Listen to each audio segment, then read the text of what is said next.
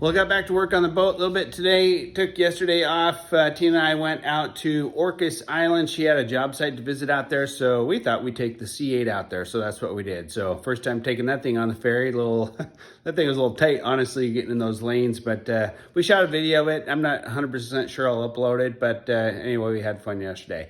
Today, got back to work on the bottom of the boat. My biggest accomplishment was getting the plastic back on. And again, on these, the Wattscraft version of these RS Racecraft kits, these are, nothing was pre-drilled on this 3.3 meter Wattscraft that I'm putting that Honda turbo power plant in. So a little bit extra work of laying out my pattern for the bolts.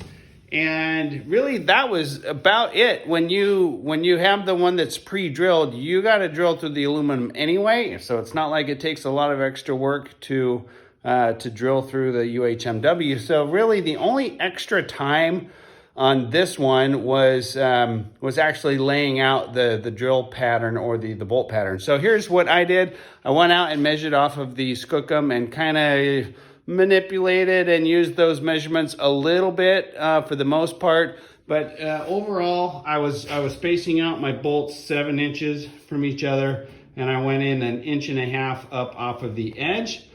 And these were, I wanted these ones to go into the 5/16. That 5/16 3/16 seam is somewhere right along in here, so I wanted to make sure that I had this row of bolts in that 5/16, so it got a little bit more meat to grab into. And you also have to make sure that it deconflicts with the engine longitudinal that's welded in the bottom of the boat, so that you can get I use those neoprene washers and a nylock on there, but you got to be able to get to those, and so it's not right up against those engine bearers. So that's what I came up with, was a 7-inch spacing here, 1.5 inches off the edges, and then just ran that up the keel. I did this a little bit different. Somebody posted in one of the Facebook groups that, hey, have you had any issues with the Honda alignment?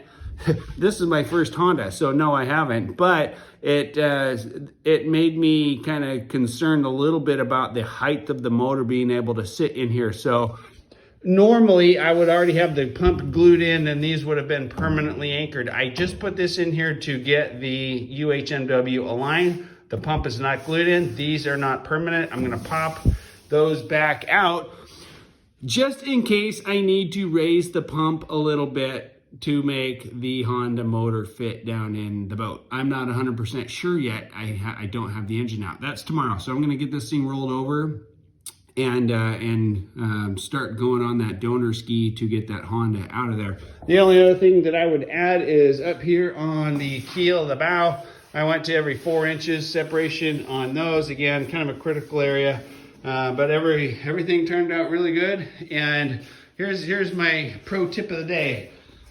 Put this thing up on jack stands, so it is, I probably can't see this, it's like perfect working height right here. I've done these where I put the whole boat down on the ground, and then you're kind of hunched over or working on your knees. This was just so much nicer. I feel like it went faster too, having this thing up about the same height as a workbench. It really made it was easy to, you know, do these keel bolts from one side, drill all those, get this whole side or whatever from just standing right here without climbing on top of the boat. That really made it nice, and I'm definitely going to do that in the future as far as that goes. The other thing that I do that kind of helps with that is I don't weld the windshield on until the boat's back right side up, just because it's one more thing to get in the way of the rollover and whatnot. So that's why the last 2 boats now, I've kept the windshield off until I get the plastic on, and then when I roll it back over, I'll put the windshield on. Anyway, folks, just a quick video update. I will get tearing into that Honda tomorrow and show my progress, unless I don't have a owner's manual or anything like that. If anybody has one, let me know in the comments, or find me on Instagram or on the Facebook Jolly Roger 907 page there. If you have the Honda Aquatrax Turbo shop manual, that would be a good thing to have.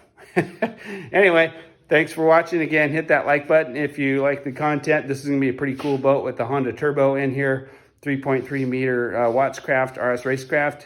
and looking forward to getting this thing on the water. Thanks for watching.